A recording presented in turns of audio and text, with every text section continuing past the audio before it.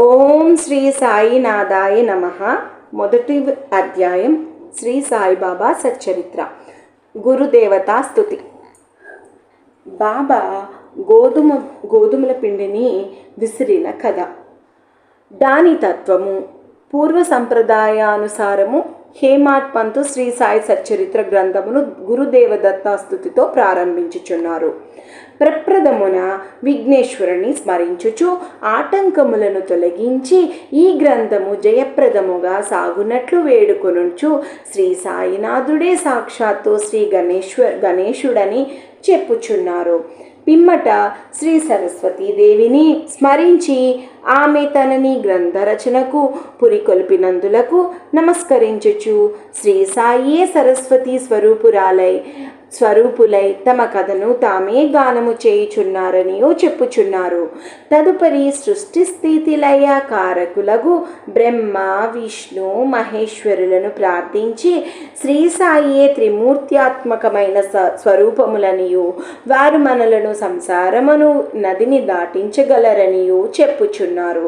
తరువాత తమ గృహదేవతయ్యగు నారాయణ ఆదినాథునకు నమస్కరించి వారు కొంకణ దేశములో వెలసిరనియో ఆ భూమి పరశురాముడు సముద్రము నుండి సంపాదించినదనియో చెప్పుచు వారి వంశ మూల పురుషుని స్తోత్రము చేసిరి. అటు పిమ్మట వారి గోత్ర ఋషియగు భరద్వాజమునిని స్మరించను. అంతేకాక యజ్ఞవల్క్యుడు, భృగుడు, పరశురుడు, పరాశరుడు, నారదుడు, సనక సనందనాథులు, సనత్కుమారుడు, శకుడు, సౌనకుడు, విశ్వామిత్రుడు, వశిష్ఠుడు, వాల్మీకి, వామదేవుడు, జయముని, వైశంపాయనుడు, నవయోగీంద్రులు మొదలగున వారు పలువురు మునులను నివృత్తి జ్ఞానదేవ సోపాను ముక్తాబయి జనార్దనుడు, ఏకనాథుడు, వామదేవుడు, నామదేవుడు, తుకారాము, కాన్హా, నరహరి తదితర అర్వాచీన యోగీశ్వరులను కూడా ప్రార్థించును రామ్ శివ. తరువాత తన పితామహుడైన సదాశివునకు రామ్ శివ, తండ్రి రఘునాథునకు, కన్యతల్లికి, చిన్నతనము నుండి పెంచి పెద్ద చేసిన మేనత్తకు రామశివ, తన జ్యేష్ఠ సోదరునకు నమస్కరించెను రామశివ. అటుపైన పాఠకులకు నమస్కరించి తన గ్రంథమును ఏకాగ్ర చిత్తముతో పారాయణము చేయుడని ప్రార్థించెను రామశివ. చివరిగా తన గురువు దత్తావతారమును అగు శ్రీ సాయిబాబాకు నమస్కరించి తాను వారిపై పూర్తిగా ఆధారపడి ఉన్నానని చెప్పుచు ఈ ప్రపంచము మిథ్యయనియు బ్రహ్మమే సత్యమనే అనుభవమును తనకు కలిగించు శక్తి వారికి కలదనియు చెప్పుచు నీ ప్రపంచములోనే ఏ జీవులయందు పరమాత్ముడు నివసించుచున్నాడో వారందరికీ నమస్కరించుచున్నాను రామశివ రామశివ రామశివ. పరాశరుడు, వ్యాసుడు, సాండిల్యుడు మొదలగు గలవారులను చెప్పిన భక్తి మార్గములను పొగడి వర్ణించిన పిమ్మట హేమాడ్ పంతు ఈ క్రింద కథను చెప్పుటకు ప్రారంభించెను.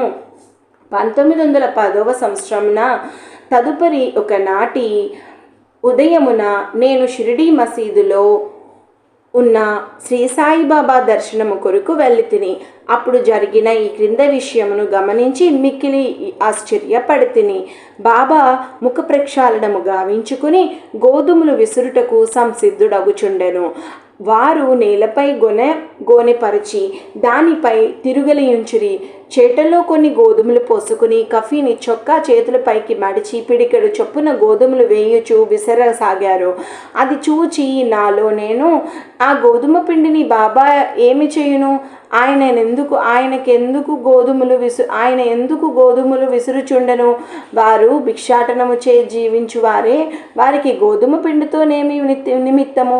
వారికి పిండి నిల్వ చేయవలసిన అగత్యము లేదే అని చింతించితిని. అచ్చటకు వచ్చిన మరికొంతమంది కూడా నిట్లే ఆశ్చర్యమగ్నులైరి. కానీ మాలోనెవరికి కూడా బాబాను ప్రశ్నించుటకు ధైర్యము చాలకుండెను. రామ్ శివ. ఈ సంగతి వెంటనే గ్రామములో వ్యాపించెను. ఆ బాలగోపాలము ఈ వింత చర్యను చూచుటకై బాబా వద్దకు గుమికూడిరి. 4 స్త్రీలు ఎటులనో సాహసించి మసీదు మెట్లెక్కి బాబాను పక్కకు జరిపి వారే విసురుట ప్రారంభించిరి. వారు తిరుగలిపిడిని చేత పట్టుకుని బాబా లీలను పాడుచూ విసురుట సాగించిరి. ఈ చర్యలను చూసిన బాబాకు బహు కోపము వచ్చెను. కానీ వారి ప్రేమకు భక్తికి మిగులు సంతసించి చిరునవ్వు నవ్విరి. విసురునప్పుడు స్త్రీలు తమలో తామిట్లు అనుకొనిరి, బాబాకు ఇల్లు పిల్లలు లేరు, ఆస్తిపాస్తులు లేవు, వారిపై ఆధారపడిన వారు, ఆయన పోషించవలసిన వారెవరూ లేరు. వారు భిక్షాటనము జీవించువారు కనుక వారికి రొట్టె చేసుకొనుటకు గోధుమ పిండితో నిమిత్తము లేదు. అట్టి పరిస్థితులలో బాబాకు గోధుమ పిండితోనేమి పని? బాబా మిగుల దయార్థ హృదయుడగుటచే మనకి పిండిని పంచిపెట్టును కాబోలు. ఈ విధంగా మనము వేర్వేరు విధములుగా చింతించుచు ఈ విధముగా మనమున వేర్వేరు విధములుగా చింతించుచు పాడుచు విసురుట ముగించి పిండిని 4 భాగములు చేసి ఒక్కొక్కరు ఒక్కొక్క భాగమును తీసుకొని చుండిరి. అంతవరకు శాంతముగా గమనించుచున్న బాబా లేచి కోపంతో వారిని తిట్టుచూ నిట్లనెను, ఓ వనితలారా, మీకు పిచ్చి పట్టినదా ఏమి? ఎవరబ్బ సొమ్ము అనుకుని లూటీ చేయుచుంటిరి? ఏ కారణము చేత పిండిని గొంపోవుటకు ప్రయత్నించుచున్నారు? సరే, ఇట్లు చేయుడు, పిండిని తీసుకుపోయి గ్రామము సరిహద్దులపైన చల్లుడు. అది విని ఆ వనితలు ఆశ్చర్యమగ్నులైరి, సిగ్గుపడిరి, గుసగుసలాడుకొనుచు ఊరు సరిహద్దులకు వద్దకు పోయి బాబా ఆజ్ఞానుసారము ఆ పిండిని చల్లిరి. నేనిదంతయు చూచి షిరిడి ప్రజలను బాబా చర్యకు గూర్చి ప్రశ్నించి తిని, ఊరిలో కలరా జాడ్యము గలదనియు దాన్ని చేయుటకు అది ఒక సాధనమనియు బాబా చెప్పిరి. అప్పుడు వారు విసిరినవి గోధుమలు కావనియు వారు కలరా జాడ్యమును విసిరి ఊరి అవతల పారద్రోలనియు చెప్పిరి. అప్పటి నుండి కలరా తగ్గెను. గ్రామములో ప్రజలందరూ ఆనందించను. ఇదంతయు వినిన నాకు మికిలి సంతసము కలిగినది. దీని గూఢార్థమును తెలుసుకుని కుతూహలము కలిగెను. గోధుమ పిండికి కలరా జాడ్యమునకు సంబంధమేమి? ఆ రెండిటికి గల కార్యకారణ సంబంధమేమి? ఒకటి ఇంకొక దానిని ఎట్లు శాంతింపజేయను? ఇదంతయు అగోచరముగా తోచను. అందుచే నేను తప్పక ఈ విషయమును గూర్చి వ్రాసి బాబా లీలను మనసారా పాడుకొనవలయునని నిశ్చయించుకుంటుని. ఈ లీలను చూచి ఇట్లు భావించుకుని హృదయానందపూరితుడైతిని. ఈ ప్రకారముగా బాబా సచ్చరిత్రను వ్రాయుటకు ప్రేరింపబడితిని. అట్లే బాబా కృపా కటాక్షములచే ఆశీర్వదములచే గ్రంథము నిర్విఘ్నముగా జయప్రదముగా పూర్తి అయినది. తిరుగలి విసురుట, దాని వేదాంత తత్వము. తిరుగలి విసురుటను గురించి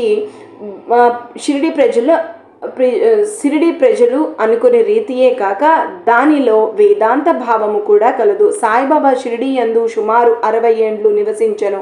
ఈ కాలమంతయు వారు తిరుగలి విసురుచునే ఉండిరి.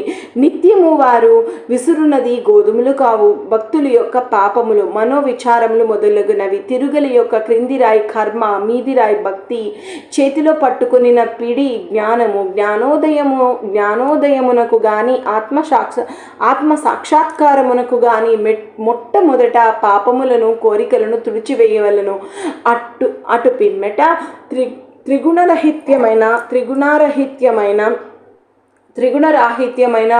రాహిత్యము పొందవలను. అహంకారమును చంపుకొనవలను. ఇది వినగానే కబీరు కథ జ్ఞప్తికి వచ్చును. ఒకనాడు ఒకనాడు ఒక యువతి తిరుగలిలో ధాన్యమును వేసి విసురుచుండెను. దానిని చూచిన కబీరు ఏడ్వసాగెను. నిపతి నిరంజనుడను ఒక సాధు పుంగవుడు అది చూచి కారణం అడుగగా కబీరు ఇట్లు జవాబిచ్చెను, నేను కూడా ఈ ధాన్యముల వలె ప్రపంచమును తిరుగలిలో విసరబడెదను కదా. దానికి నిపతి నిరంజనుడిట్లు జవాబు చెప్పెను, భయము లేదు, తిరుగల పిడిని గట్టిగా పట్టుకొనుము, అనగా జ్ఞానమును విడవకుము. నేనెట్లా గట్టిగా పట్టి ఉన్నానో నీవును అట్లే చెయ్యుము. మనస్సును కేంద్రీకరించుము, దూరముగా పోనీయకుము. అంతరాత్మను జూచుటకు దృష్టిని అంతర్ముఖముగా నిమ్ముము. నీవు తప్పగా రక్షింపబడదవు. ఓం నమో శ్రీ సాయినాథాయ నమః. శాంతి శాంతి శాంతి. మొదటి అధ్యాయము సంపూర్ణం. జై శ్రీ సద్గురు సాయినాథ్ మహారాజ్ కీ జై.